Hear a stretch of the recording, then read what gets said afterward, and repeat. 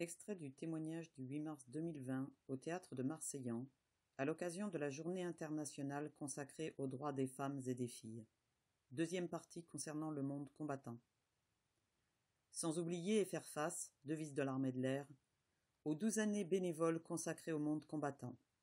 À côtoyer des vrais héros, des putains de vrais guerriers, de tout corps d'armes confondus, de grands hommes de valeur que je respecte et que j'aime profondément. À aider des frères d'âme, frappés par des traumatismes de guerre non traités, à l'identique de mon ancien compagnon, fracassé par des opérations extérieures, par les remords et par 2 cancers, que j'ai accompagné 7 ans. À porter dignement 3 ans le drapeau, sous morphine, pour rendre hommage aux blessés, à leurs sœurs et à leurs frères d'armes morts au combat pour la France, ainsi qu'aux familles qui, comme la mienne, ont subi ou subissent les dommages collatéraux. C'est sans langue de bois que je vous livre ici les raisons de mon départ du monde combattant début 2019, car je ne cautionne pas certains agissements loin d'être patriotiques et fraternels. Il est intolérable que certains présidents d'associations se permettent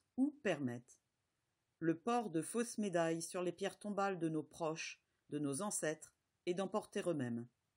Les complaisances ou les refus d'attribution de certaines médailles en ayant recours à des carnets d'adresses, à des irrégularités ou à des complicités en toute impunité. Le harcèlement de tout ordre à l'encontre de bénévoles qui ne consentent pas à des avances déplacées.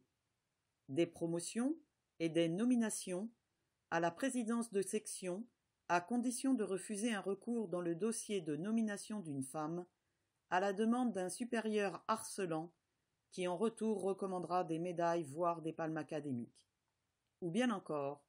que d'autres présidents d'associations, troubles et manipulateurs soient toujours en fonction et adoubés pour ces valeureux exploits à l'encontre d'une femme. Néanmoins,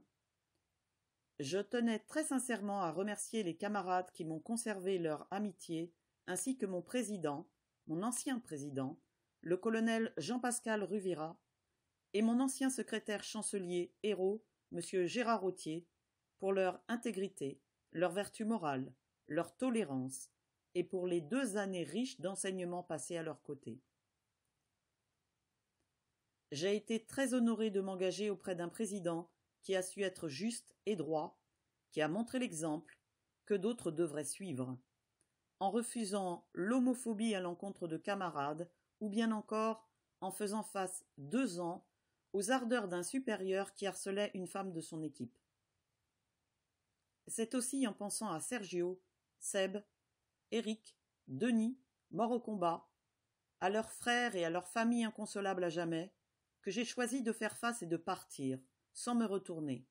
en restant intègre et conforme à mes valeurs patriotiques et à la devise des porte-drapeaux de France dont je fais partie, à savoir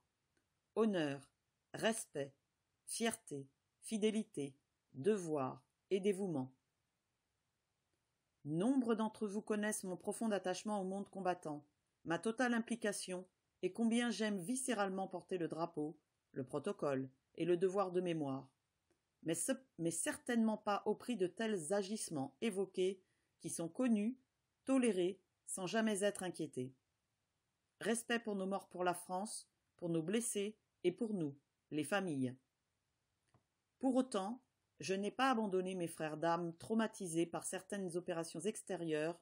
qui me contactent par d'autres moyens pour se faire aider et pour sortir de leurs effrois quotidiens qui résultent pour la plupart des affres des guerres qu'ils ont rencontrées pendant leur carrière militaire. Car non, là encore, mesdames, messieurs,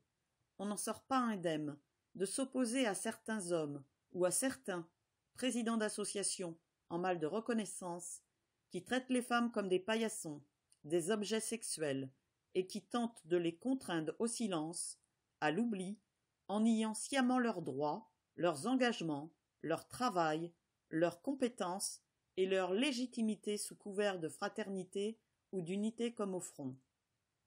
C'est pourquoi aujourd'hui, j'ai décidé de vous parler de ma vie parallèle, de ma mission de vie, celle de l'ombre, celle de la réalité du terrain que je côtoie depuis toujours et que j'ai choisi de développer dans la partie 3 de mon témoignage du 8 mars dernier au Théâtre de Marseillan.